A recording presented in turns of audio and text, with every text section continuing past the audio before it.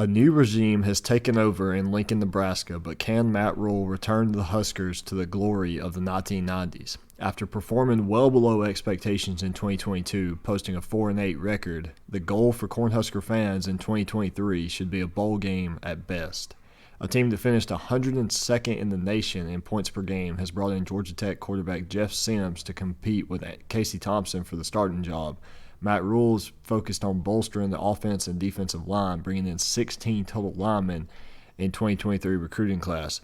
Four-star wide receiver Malachi Coleman from Lincoln, Nebraska, will join the team and look to make an immediate impact for the Cornhuskers this fall. A team that went 2-5 in one-possession games in 2022.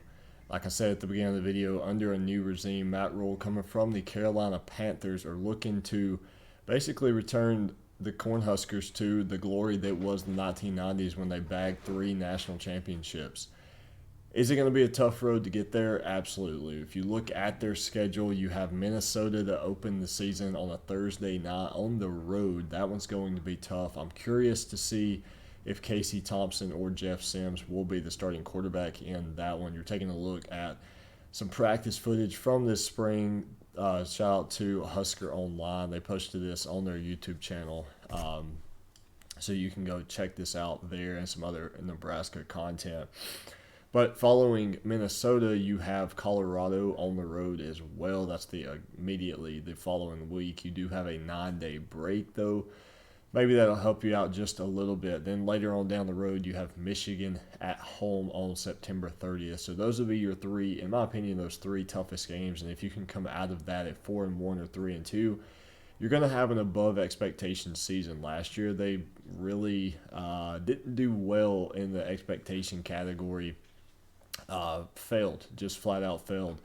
Now, this year, I think your realistic expectation for Nebraska should be probably a bowl game, probably a bowl victory. You've got a lot of games that are too close to call at this point. Now, obviously, it's only April 12th, but when you look at how you're stacking up against Purdue and Minnesota and Iowa, you don't really know what you're going to get out of those teams. Purdue obviously went to the Big Ten championship last year and lost to Michigan. Iowa couldn't buy a score last year. Got a new quarterback in Cade McNamara, a couple other weapons on that side of the ball. We'll see what happens there. Additionally, 2022, 4-8, lost to Georgia Southern. Not a pretty season at all. You did finish with a win at Iowa, so you finished on the right note.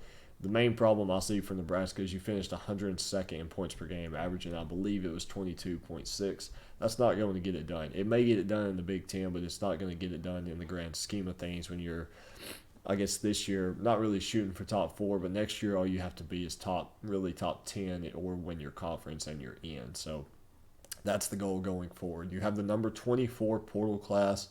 You signed 2 really good 4-stars. You signed a plethora of guys from Georgia. MJ Sherman, the middle linebacker, Arik Gilbert, the tight end, Jake Hood, the offensive tackle, should all come in off back-to-back national championships and have some leadership qualities that could be showcased for this Nebraska team. Recruiting-wise, you signed 4-star wide receiver Malachi Coleman, who's from Nebraska. I think he will come in and have an immediate impact. You signed Cameron Leonhardt, a 4-star end from IMG. You signed another guy from IMG as well. I mentioned it. They signed 16 linemen in this class. I think it was 10 D linemen, 6 offensive linemen. That's including recruits and transfers in. So you have a lot of good young talent and a lot of guys that can come in and make an immediate impact. Question is, will that immediate impact be good for Nebraska? Will it put them over a 6-win season? Or ultimately, will the youth show and Nebraska struggle? Now, I mentioned the quarterback battle, Casey Thompson and Jeff Sims. Casey Thompson coming in from Texas last year. Got injured, didn't have the season he wanted, obviously. And then Jeff Sims, same situation. Jeff Sims has not played a full 12-game season since he's been at Georgia Tech. I believe he was the starter for 3 seasons. He got hurt last year, replaced by quarterback Zach Pyron. Thompson was 63%, 2,400 yards, 17-10 touchdown interception ratio. So I think it's pretty much an open battle. I I don't think it's Thompson's job to lose. I don't think it's Jeff Sims' job to lose. I think we could see both quarterbacks against Minnesota. Maybe 2 drives here, 2 drives there, kind of see what happens. Or Thompson starts the first quarter and Jeff Sims plays the second, similar to what we'll see with Paul Tyson and Jalen Milroe out of Alabama. Now, the running back core for Nebraska, A.J. Allen and Anthony Grant, combined for about 1,000 yards last year and only 8 touchdowns. The touchdown category obviously is going to have to be better.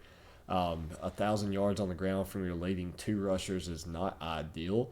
But Casey Thompson did scramble in for 5 touchdowns last year. Jeff Sims can be a running threat as well. I believe his first year there was still under the triple option. So we know Jeff Sims knows how to run the ball. I think Matt Rhule is not afraid to run the ball either. We could see a balanced attack out of the Cornhuskers this year. So that's kind of what to expect from the offensive side of things. Now, on the other side of the ball, as mentioned, you have M.J. Sherman, the transfer coming in from Georgia. You have Corey Collier coming in as well. You have Kai Wallen coming in, transfer, sophomore.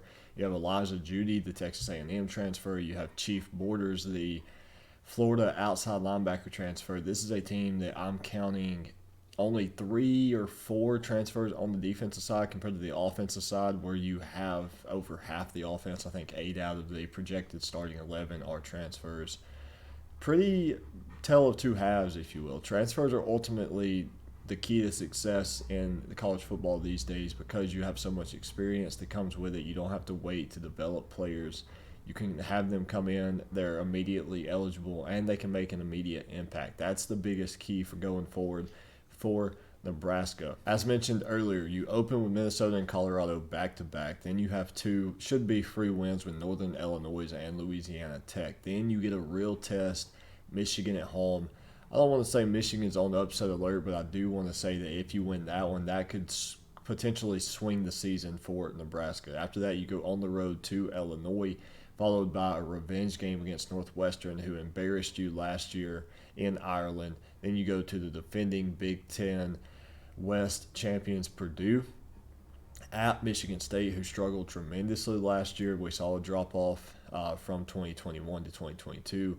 Maryland, another team that's kind of wishy-washy. You don't really know what to expect out of them this year. That could be a huge game for Nebraska. You go on the road to Wisconsin under Luke Fickell, their first season with him at the helm. And then you finish up with Iowa at home. So a pretty decent schedule for Nebraska. My problem with predicting them to go anything better than 6-6 is I don't see games they would win at this point. But it's tough to say that they would even lose those as well. I see Michigan as a loss. I see Minnesota potentially as a loss, and Wisconsin potentially as a loss as well. I like Minnesota to beat Nebraska just because I think early in the season, Nebraska is still going to try to identify themselves, whereas Minnesota is going to have that identity going in their home game. They lost to Penn State last year in the opener. I like Minnesota to win that one. Colorado, very similar situation to Nebraska. There's going to be a lot of hype following Deion and the Buffaloes, but ultimately who comes to play that week? I think Illinois is a up and down game. Northwestern should be a win. Purdue, what are we going to get with them? Michigan State, what are we going to get with them? Maryland, Iowa, same situation. I wouldn't be surprised to see Nebraska go 9-3 or 8-4, but I also wouldn't be surprised to see Nebraska go 4-8 or 3-9. It's just too early to tell. We don't really know what these teams are going to be like. I mean, if you look at Illinois and Iowa last year, both went 8-5. Purdue won the Big Ten West with an 8-6 record last season. Then you go and you have Minnesota went 9-4, but they went 5-4 in conference. Wisconsin went 4-5 in conference. Northwestern went 1-8 in conference play. Do I have high expectations for Nebraska this season? Absolutely. I really believe we could be looking at a 7-5 Nebraska team with a couple early losses, but really pull it together at the end of the season. Do I think they can win the Big Ten West? I do, but I think they're going to need some help. I think they're going to need Wisconsin to struggle. I think they're going to need Purdue to fall off a little bit. Illinois needs to be subpar. Michigan State needs to be subpar.